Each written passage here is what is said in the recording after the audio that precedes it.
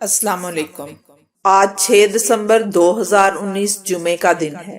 دنیا کی بہترین اپڈیٹس میں آج آپ سنیں گے کہ پورے خاندان کے لیے ایک سعودی عرب ویزا، پاکستان، افغانستان اور بنگلہ دیش کے غیر مسلموں کو بھارتی شہریت دی جا سکے گی۔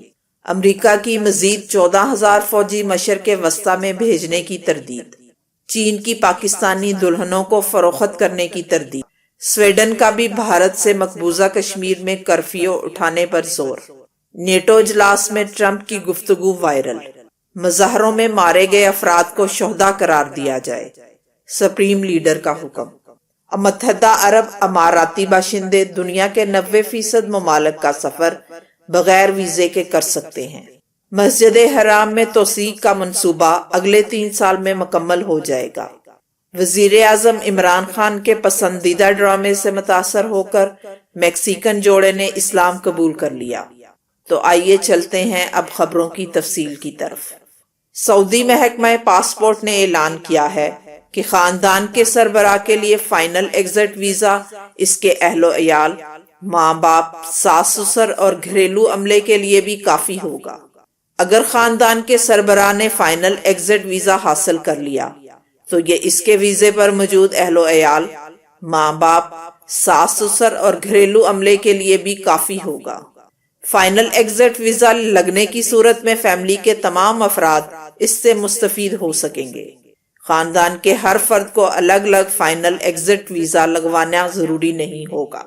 بھارت کی مرکزی کابینہ نے متنازع شہریت ترمیمی بل CAB کی منظوری دے دی ہے، جس کے تحت پاکستان، بنگلہ دیش اور افغانستان سے مذہب کی بنیاد پر ملک چھوڑ کر بھارت آنے والے ہندو، سکھ اور عیسائی برادری کے لوگوں کو بھارتی شہریت دی جا سکے گی، خواہ ان کے پاس ضروری دستاویزات ہوں یا نہ ہوں۔ بھارت میں اس بل کی مخالفت کی جا رہی ہے۔ مخالفین کا کہنا ہے کہ یہ قانون 1985 میں ہونے والے آسام معاہدے کی دفعات کو کالعدم کر دے گا، جس میں بلا امتیاز مذہب غیر قانونی تارکین وطن کو بھارت سے نکالنے کا ذکر ہے۔ بھارت میں حکمران جماعت بھارتیہ جنتا پارٹی کے بعض رہنما بھی اس بل کی مخالفت کر رہے ہیں۔ ان کا موقف ہے کہ اس سے مقامی آبادی کی ثقافت پر برا اثر پڑے گا۔ کانگریس، بائیں بازو کی جماعتیں اور دیگر اپوزیشن جماعتیں اس بل کی سختی سے مخالفت کر رہی ہیں۔ ان کا کہنا ہے کہ بھارتی آئین مذہب کی بنیاد پر کسی کو شہریت حاصل کرنے کی اجازت نہیں دیتا۔ امریکہ نے اس خبر کی سختی سے تردید کی ہے، جس میں کہا گیا تھا کہ مشرق وسطیٰ میں ممکنہ ایرانی جہریت کے خدشے کے پیش نظر امریکہ اپنے مزید 14,000 فوجی علاقے میں بھیجنے پر غور کر رہا ہے۔ رپورٹ میں بتایا تھا کہ خطے میں امریکی فوجیوں کی تعداد 2 گنا ہو جائے گی، جبکہ بحری بیڑے میں بھی مزید 12 جہاز شامل کیے جائیں گے، جس کا حتمی فیصلہ صدر ڈونلڈ ٹرمپ اگلے ماہ کر سکتے ہیں۔ امریکی محکمہ دفاع نے اس رپورٹ کو بے بنیاد قرار دیتے ہوئے کہا کہ ایسا کوئی بھی معاملہ زیر غور نہیں۔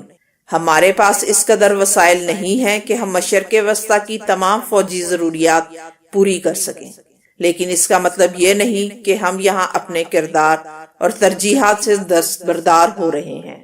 دوسری جانب اکتوبر میں امریکی سیکرٹری دفاع نے کہا تھا کہ تقریباً 3,000 فوجیوں پر مشتمل 2 لڑاکا دستے اور اضافی دفاعی میزائل نظام سعودی عرب بھیجا جا رہا ہے۔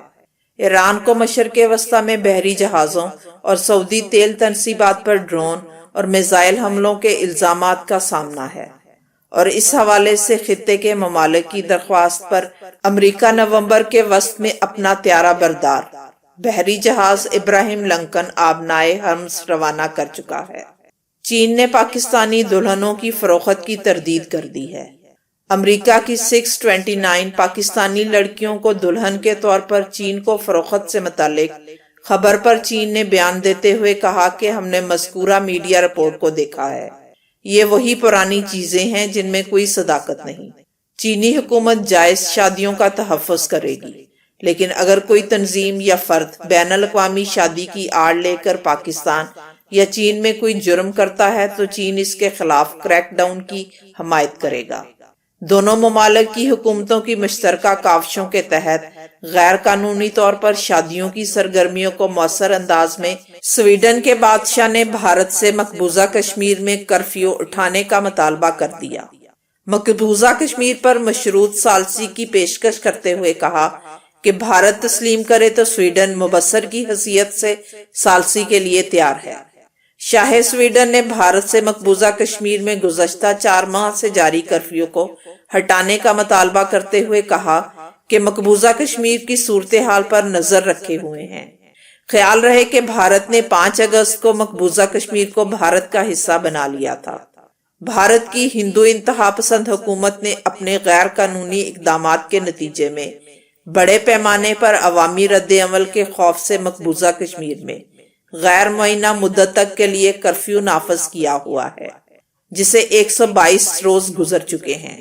بھارتی اقدامات پر پاکستان، چین، امریکہ اور اقوام متحدہ سمیت بیشتر ممالک نے تحفظات کا اظہار کیا ہے، تاہم بھارت کسی کی ماننے پر تیار نہیں۔ برطانیہ کے دارالحکومت لندن کے قریب منعقدہ نیٹو سربراہی اجلاس میں رہنماؤں کے درمیان ہونے والی غیر رسمی گفتگو وائرل ہو گئی، جس پر امریکی صدر نے کینیڈا کے جسٹن ٹروڈو کو تنقید کا نشانہ بنایا اور انہیں بہروپیہ قرار دیا۔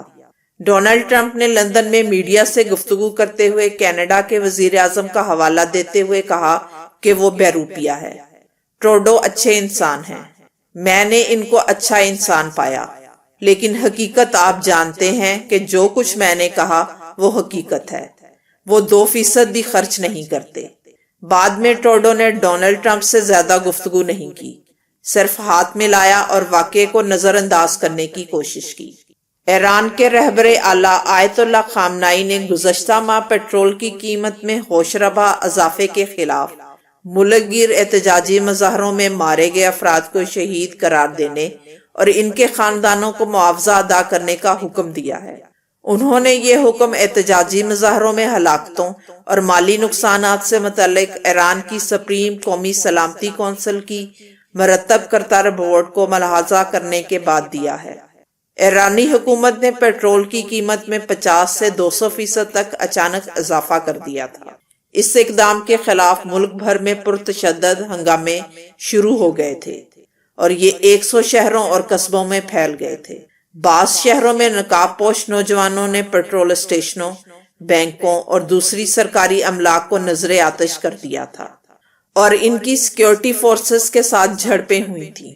ایران کے رہبر اعلیٰ آیت اللہ نے ایک تقریر میں ان مظاہروں کو ایک سازش کا شاخسانہ قرار دیا تھا اور یہ دعویٰ کیا تھا کہ اس سازش میں امریکہ ملوث تھا۔ متحدہ عرب امارات کا پاسپورٹ دنیا میں سب سے طاقتور پاسپورٹ ہے، جس پر 179 ممالک کا سفر ویزے کے بغیر کیا جا سکتا ہے۔